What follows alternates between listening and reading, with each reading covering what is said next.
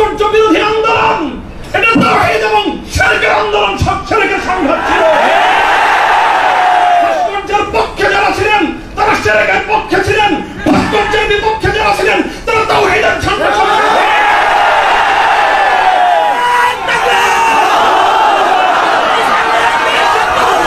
তোকে অস্বীকার করার চেষ্টা করবেন না। শাহাদাতের শহীদের রক্তের সঙ্গে গাদ্দারি করার মতো সেই বেঈমান তারই মাদ্রাসায় জন্ম। আবার বলছি, এদেশে ভাড়াটিয়া থাকবো না,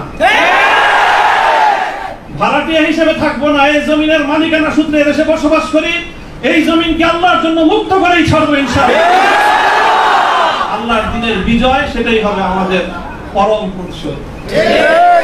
এবং আমাদের যারা আমাদেরকে শত্রু ভেবে আমাদেরকে নিঃশেষ করার চেষ্টা করেছে, অপমান করার চেষ্টা করেছে, আমরা তাদেরকে সম্মানিত করে প্রতিশোধ নেব। 50 বছরের জন্য ওলামায়ে কেরামের বিরুদ্ধে ষড়যন্ত্রের দুয়ার রুদ্ধ হয়ে গেছে। আপনারা যদি এই ধরনের ষড়যন্ত্র করতে থাকেন, জাতি আবার নতুন করে বলবে। এতদিন বলতো ইউসুফ আলাইহিস সালাম। সকলে উপলব্ধি করতে পারতেছেন যে আমার প্রতিটা কথাই এখন এটা অনেক বেশি পরিমাপ করা হচ্ছে, দেখা হচ্ছে যে আমি কি বলি। আপনারা যতটুকু মনে করতেছেন যে শুধু একটা কর্তৃপক্ষ দেখতেছে, তা না, দুইটা কর্তৃপক্ষ দেখতেছে। এবং একটা কর্তৃপক্ষ আরেকটা কর্তৃপক্ষ থেকে অনেক বেশি প্রবল। একটা জমিনের কর্তৃপক্ষ আর একটা আসমানের কর্তৃপক্ষ। আমি আপনাদের কাছে দোয়া চাই, জমিনের এই কর্তৃপক্ষের প্রভাব যেন আমার উপর বেশি থাকে।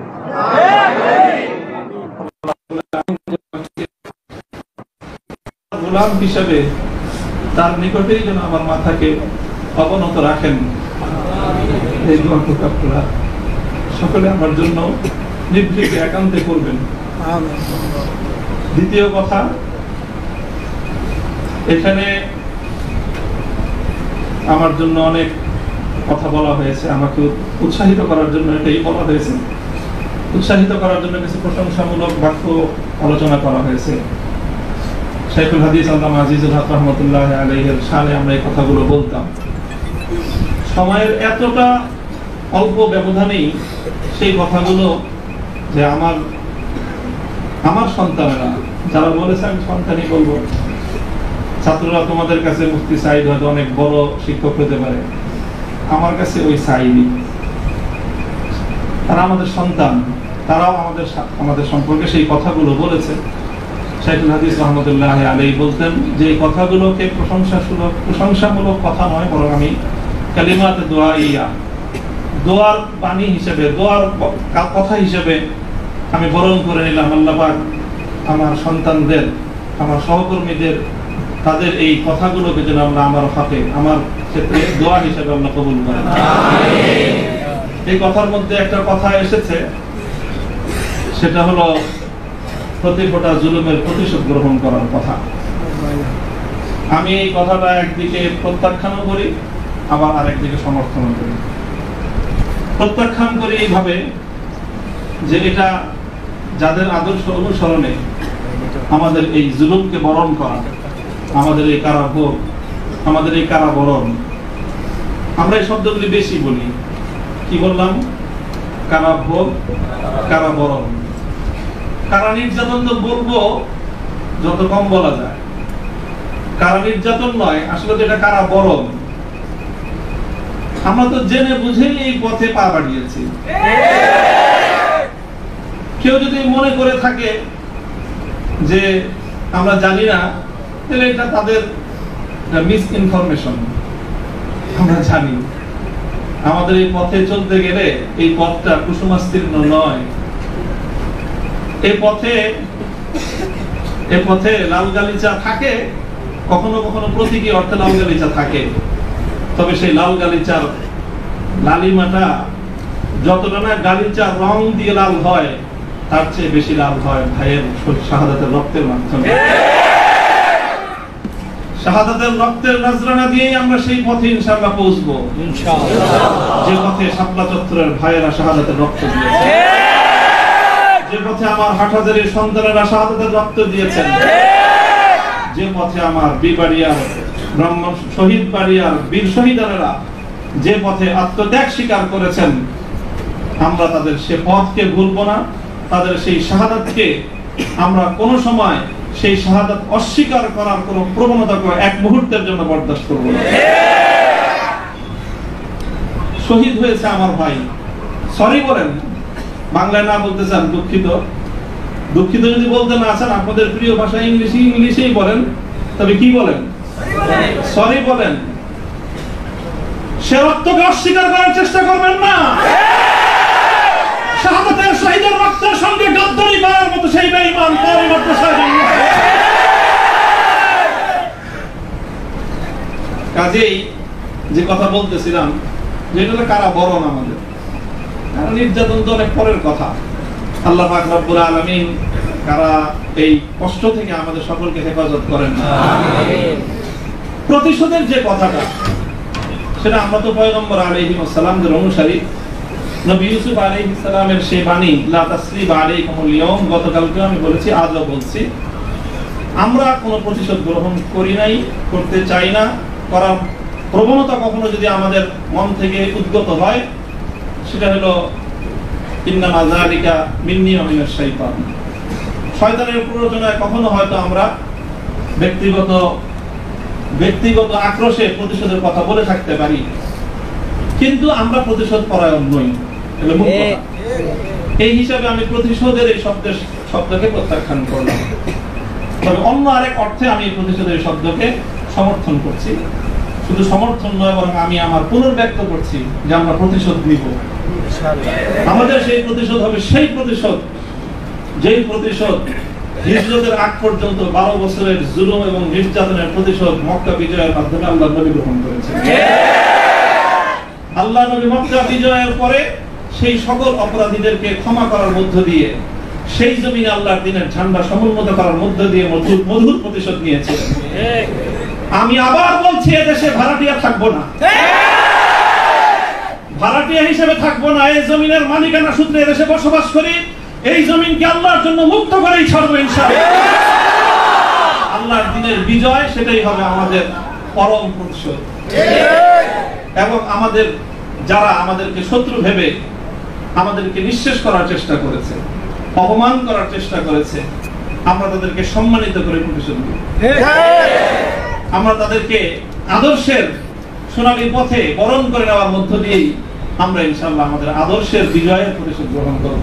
আল্লাহ রাব্বুল আলামিন আমাদেরকে সে তৌফিক দান করুন। আমিন। আরেকটা কথা বলা হয়েছে, অনেকের কথার মধ্যে আসছে যে ভবন, একটা ভবনের আলোচনা।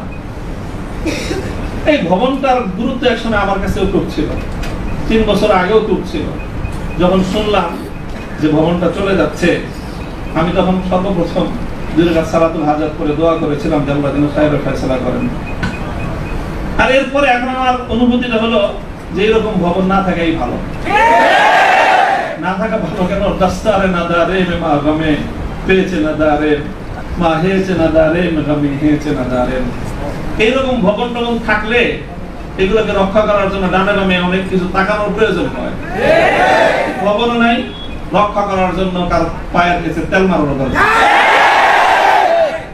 আজ এখানে মাদ্রাসা, কালকে ইনশাআল্লাহ শাইখুল হাদিসের সন্তান মাহমুদুল হক সাহেব যদি নদীর পারে যে বসেন, ইনশাআল্লাহ এই কেরানীগঞ্জের ওই একেবারে ধুলের চরে বা কোন রুটের চর, কোন চরের মধ্যে এসে বড় মাদ্রাসা হবে। প্রয়োজন নাই ভবনের, প্রয়োজন নাই মাদ্রাসার স্থাপন কোন সম্পত্তি। ওই পুরাতন যুগে ফিরে যেতে হবে আমাদের। স্থায়ীভাবে আমি এই কথা বলতেছি। এই বিশাল বিশাল আলিশান ইমারত সাজায়, আর সেই ইমারতের মধ্যে সুন্দর সুন্দর আরামদায়ক বিলাসী রুম সাজায়, সেখানে বিলাসী এলেম চর্চা। আমি কথাটা আমার কাছে তো মনে পড়ছে, বিলাসী এলেম চর্চা। আজকে আমাদেরকে এই বিলাসী এলেম চর্চায় পেয়ে বসেছে।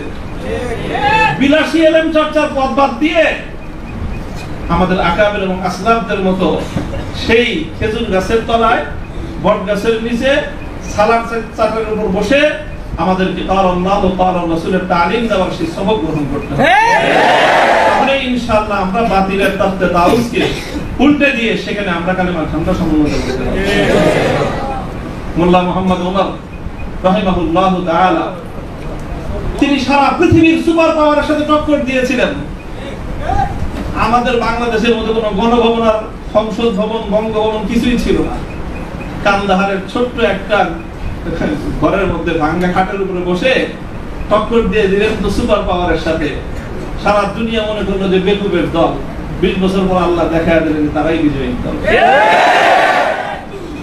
তবে একটা দুঃখ আমার, আমি এই গোটা প্রসঙ্গের সঙ্গে যারা যারা সম্পৃক্ত অধিকাংশই আমার সম্মানিত, অনেকে আমার মুহতারাম উস্তাদ, শুধু উস্তাদ না, অনেকে এমন আছেন যারা উস্তাদ মুকাওয়িম, অর্থাৎ আমি আমার মতো করে শাইখুল হাদিস রহমাতুল্লাহ আলাইহি আমাকে যাদের তত্ত্বাবধানে গড়ে তোলার চেষ্টা করেছেন, শুধু আমাকে না, আমার ভাইদেরকেও, মাহফুজ সাহেব হুজুর এবং আমি, আমরা দুইজন বিশেষ করে, ওনারা অনেকে এখানে আছেন। কাজে তাদের প্রতি কোনো ধরনের অসম্মান হয়, অমর্যাদা হয়, সেই কথা আমি বলবো না। কখনো ভুলে বলে থাকলে সেটার জন্য আমি নিঃস্বার্থ ক্ষমা প্রার্থনা এখনো করছি, যে কোনো সময় করব, যে কোনো ভাবে করতে হয় করব। তবে একটা কথা, দুঃখের কথা, হৃদয়ে রক্তক্ষরণের একটা কথা, সেটা যদি আমার বাবার দ্বারা সেই ভুলটা হতো আমি বলতাম। সেই ভুলটা যদি এখন আমার অভিভাবক মাহফুজ সাহেব যদি সেই ভুল করেন সেটাও আমি বলবো। সেই ভুল যদি আমিও করি, আমাকেও যেন আল্লাহ পাক সেই ভুলটা অনুভূতি দান করেন। সেটা হলো যখন এদেশে মূর্তির বিষয় নিয়ে বিতর্ক তৈরি হলো, ভাস্কর্য নামে জাতীয় পর্যায়ে মূর্তি তৈরি হবে কি হবে না এই বিষয়ে যখন বিতর্ক, তখন আপনারা সেই বিতর্কের মঞ্চে ডিজিটাল ছবি তোলাটা কতটা বড় অপরাধ, কতটা বড় অন্যায়, কত বড় গুনাহ, সেই মাসলা নিয়ে আসলেন। দুঃখটা এই জায়গায়, আপনারা সেই মাসলা উত্থাপন করে তখন এই মূর্তি এবং ভাস্কর্যকে প্রকারান্তরে বৈধতা দেওয়ার চেষ্টা করেছেন। আপনারা বোঝানোর চেষ্টা করেছেন যে আজকের একটা ছাত্র ফেসবুকে তার ছবি আপলোড করা যতটুকু বড় অপরাধ, বাংলাদেশের স্বাধীনতার স্থপতি মরহুম বঙ্গবন্ধু শেখ মুজিবুর রহমান সাহেবের 60 ফুট লম্বা ভাস্কর্য নামক মূর্তি স্থাপন করা সমান অপরাধ। এটা বোঝানোর চেষ্টা করেছেন আপনারা। ব্যাপারটা কি এক? এটাই হলো দুঃখ যে এই কাজটা সামনে করেন না আপনারা যদি ভাস্কর্যের বিরোধিতা করতে ভয় পান তাহলে আমি আপনাকে দোষারোপ করব না। তবে ভাস্কর্য নামক এই সকল শিরকি সংস্কৃতির বিরুদ্ধে যারা কথা বলবে, তাদের প্রতিপক্ষ হয়ে মাঠে গিয়ে এই ধরনের বিতর্কিত মাসলা উত্থাপন করে জালিমের এবং যারা মূর্তি পূজারীদের দোষর, তাদের অবস্থানকে সংহত করবেন। আমি জানি না, যদি বুঝে করে থাকেন গফরাল্লাহু লাকুম, আল্লাহ আপনাদেরকে মাফ করুন। আপনারা যদি বুঝে শুনে করে থাকেন আখাফু আলাইকুমুশ শিরক, আখাফু আলাইকুমুশ শিরক, না বুঝে করে থাকেন, সেটাই আমার ধারণা যে আপনারা অনেক বড় বড় আলেম, রাজনৈতিক প্রজ্ঞা আপনাদের কিছুটা ঘাটতি থেকে থাকতে পারে এই ক্ষেত্রে অন্তত। কাজেই এই জায়গাটায় বিলম্ব হলে আপনারা কথা বলেন, বিলম্ব হলেও কথা বলেন, ইতিহাস আপনাদেরকে ক্ষমা করবে না। দেখেন না যে আমরা হেফাজতে ইসলামের কিছু নওজওয়ান আলেম এবার যেটা করছে, সরকার একটা ভালো বুদ্ধির কাজ করছে। আগের বার থেকে, আগের অতীত থেকে তারা শিক্ষা দিয়েছে। শাইখুল হাদিসের মতো, মুফতি আমিনী সাহেবদের মতো বৃদ্ধ মানুষদেরকে মানে তারা আটকায় জাতির কাছে তারা একটা বিশেষ মানে বড় ধরনের একটা মানে আসামির কাঠ গড়ায় দাঁড়া গেছিল। এবার তারা আমাদের মুরব্বীদেরকে কারো গায়ে স্পর্শ করে নাই, শুরুই করছে নামুল হক থেকে যে এদের হাত পা গুলি সব ভাঙিয়ে দাও, তাইলে এই বুড়া মাথা যেগুলো আছে সেগুলো আর কি করবে, এই পলিসি নিছেন। কাজেই যেটা করেছেন সেটা হলো, আবারও বলছি যে এই ধরনের যখন তাওহীদ এবং শিরকের লড়াই হয়ে দাঁড়াবে, আল্লাহ ভাস্কর্য বিরোধী আন্দোলন, এটা তাওহীদ এবং শিরকের আন্দোলন, সব শিরকের সংঘাত ছিল।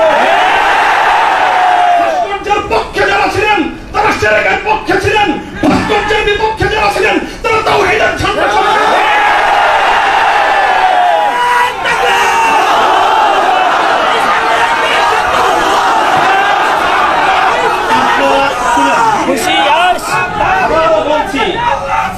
ভাস্কর্যের পক্ষ বিপক্ষের এই লড়াইকে একজন মরহুম মুসলিম নেতা, মরহুম বঙ্গবন্ধু শেখ মুজিবুর রহমান সাহেবের ব্যক্তিত্বকে মাঝখানে এনে বিষয়টাকে ভিন্ন রং দেওয়ার চেষ্টা করা হয়েছিল। আমরা তখনও বলেছি, আজও বলি, ভবিষ্যতেও বলবো, ভাস্কর্য এটা বঙ্গবন্ধু শেখ মুজিবুর রহমান সাহেবের, শহীদ প্রেসিডেন্ট জিয়াউর রহমান সাহেবের, সেটার আমরা কোনো পার্থক্য করি না। আমি এই কথাও বলেছি, ভাস্কর্য যদি স্বয়ং আমাদের মুসলিম জাতির পিতা খলিল ইব্রাহিম আলাইহিস সালামের হয়, তাহলে সেই ভাস্কর্যের সাথে কি আচরণ করতে হয় মুহাম্মদুর রাসূলুল্লাহ শিখিয়ে দিয়ে গেছেন। আল্লাহ রাসূল সাল্লাল্লাহু আলাইহি ওয়াসাল্লাম মক্কা বিজয়ের দিন বাইতুল্লাহ থেকে যে মূর্তিগুলো বের করেছিলেন, যে ভাস্কর্যগুলো বের করেছিলেন, তার মধ্যে তো একটা ছিল ইব্রাহিম আলাইহিস সালামের মূর্তি। কি বলেছিলেন? কাতালাহুমুল্লাহ, আল্লাহ পাক এই মক্কাবাসীদেরকে ধ্বংস করুক, তারা খলিল ইব্রাহিম আলাইহিস সালামের মূর্তি তৈরি করেছে। আমাদের কথা আপনাদের পছন্দ হলো না, আমি বললাম যে ভাস্কর্য বানায়েন না, এটা বানালে বঙ্গবন্ধু যদি মুসলিম হয়ে মারা গিয়ে থাকেন, কবরে তার শাস্তি হবে। তো আপনারা মনে করেন আমরা বঙ্গবন্ধুর বিরুদ্ধে বললাম, আসলে বলি নাই বিরুদ্ধে। তিনি যদি, আবারও বলছি, যদি আল্লাহ তাকে ঈমানের সাথে খাতেমা দিয়ে থাকেন, আমি জানি না তার কি অবস্থায় মৃত্যু হয়েছে, সেটা কেউ বলতে পারবে না, তাহলে তার ভাস্কর্য, তার মূর্তি তৈরি করাটা, এটা তার সঙ্গে চরম বিশ্বাসঘাতকতা। সর্বশেষ কথা হলো এই, খলিল ইব্রাহিম আলাইহিস সালাতু ওয়াস সালামকে যখন এই মূর্তি বিরোধী আন্দোলনের, মূর্তি বিরোধী কার্যক্রমের পরিণামে নমরুদ কি করেছিল? অগ্নিকুণ্ডে নিক্ষেপ করেছিল। এটা সবাই জানি আমরা। কিন্তু অগ্নিকুণ্ডে নিক্ষেপ করাটা এটা নমরুদের প্রধান শাস্তি ছিল না। নমরুদ ইব্রাহিম আলাইহিস সালাম থেকে যে প্রতিশোধটা গ্রহণ করেছিল, সেটা কিন্তু প্রধান এটা ছিল না যে নাকি কি করেছে, আগুনে নিক্ষেপ করেছে। আরে খলিল ইব্রাহিম কি আগুনে নিক্ষেপ করে আর কি প্রতিশোধ দিবে? যে বেটা তার প্রাণাধিক প্রিয় সুপুত্রকে আল্লাহর জন্য হাসি মুখে কোরবানি করতে চায়, তার নিজের জীবনের দাম তার কাছে আর কতটুকু, তার কি মারবে আর কি জ্বালাবে? সবচেয়ে বড় যে জঘন্য কাজটা নমরুদ করেছিল, সেটা হলো ইব্রাহিম আলাইহিস সালাতু ওয়াস সালামকে অগ্নিকুণ্ডে নিক্ষেপ করার আগে ওনাকে বিবস্ত্র করে ফেলেছিল। ওনার সারা শরীর থেকে কাপড় খুলে ফেলেছিল, বাংলায় বুঝেন নাই, উলঙ্গ করেছিল। আল্লাহ পাক রব্বুল আলামিন ইব্রাহিম আলাইহিস সালামকে একজন একটা পুরস্কার দিলেন। সেই পুরস্কারটা আল্লাহর নবী বলেছেন, আউয়ালু মান ইউসা ইয়াউমাল কিয়ামাতি ইব্রাহিম খলিলুল্লাহ। ও ইব্রাহিম, মূর্তির বিরুদ্ধাচরণ করার কারণে মূর্তি পূজারীরা তোমার শরীর থেকে সম্মানের আবরুর কাপড় খুলে নিয়েছে। কিয়ামতের দিন যখন সমস্ত মানুষ বিবস্ত্র থাকবে, সর্বপ্রথম আমি তুমি ইব্রাহিম খলিলকে কাপড় পরায়ে সমস্ত মানুষের সামনে সম্মানিত করব। আমার কেন জানি মনে হয়েছে আমি একজন অপরাধী, অনেক অপরাধের শেষ নাই, আমার ভুল ত্রুটির কোনো শেষ নাই। ওই যে বললেন না আব্দুল বাসিদের 42টা মামলা, মামলার তো অভাব নাই। এই যে কোনো মামলায় ফাঁসি দিতে পারেন, ফাঁসি দিতে তারা অন্য কিছু লাগে না। আদালতে দাঁড়ায় এক মহিলা আইনজীবী বলে, আরে বিচার করার জন্য এত কিছু লাগে নাকি আমাদের? এর চেয়ে কত হালকা সাক্ষ্যতে আমরা মানুষের বিচার করে ফেললাম। ওপেন আদালতে বলতেছে এই কথা, বিচার করার জন্য খুব কিছু লাগে না। হত্যা মামলা কতগুলো আছে আমার না, ছিনতাই মামলা আছে, পকেট চুরির মামলা আছে, চুরির মামলা আছে, সব মামলাই তো আছে। যে কোনো মামলা দিয়ে ফাঁসি দিয়ে দিতে পারেন। আপনারা চেষ্টা করেছেন বিবস্ত্র করতে চেষ্টা করেছেন, তবে একটা জিনিস ভালো করেছেন, আপনারা যেই কেসটাকে বিবস্ত্র করার জন্য বেছে নিয়েছেন, সেই কেসটা ছিল খুব দুর্বল। আগামী 50 বছরের জন্য ওলামায়ে কেরামের বিরুদ্ধে এই ষড়যন্ত্রের দুয়ার রুদ্ধ হয়ে গেছে। আপনারা যদি এই ধরনের ষড়যন্ত্র করতে থাকেন, জাতি আবার নতুন করে বলবে। এতদিন বলতো ইউসুফ আলাইহিস সালামের বিরুদ্ধে যে ষড়যন্ত্র করছে, মামুনুল হকের বিরুদ্ধে সেই ষড়যন্ত্র, সামনে বলবে মামুনুল হকের বিরুদ্ধে যে ষড়যন্ত্র হয়েছিল, আব্দুল্লাহর বিরুদ্ধে সেই ষড়যন্ত্র।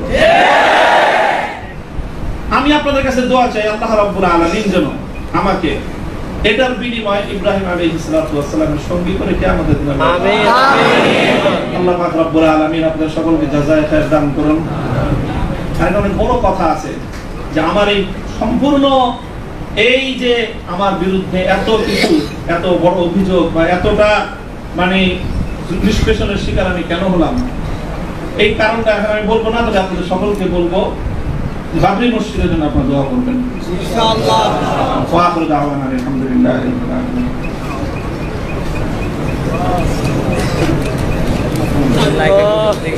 নামাজের সময় হয়ে গেছে, আমরা সংক্ষিপ্ত দোয়ার মধ্য দিয়ে আজকের এই সংবর্ধনা অনুষ্ঠানের পরিসমাপ্তির দিকে যাব। এ পর্যায়ে সংক্ষিপ্ত দোয়া করবেন অত্র জামিয়ার সম্মানিত মুহাদ্দিস হযরত মাওলানা মুফতি হিফজুর রহমান সাহেব। হুজুরকে দোয়া করার জন্য অনুরোধ করছি। এই জাওয়াত ভাই নিয়েন তো। সকলেই বসি, অল্প সময় সংক্ষিপ্ত দোয়া হয়ে নামাজ হবে, সকলেই বসি, দোয়ায় অংশগ্রহণ করি।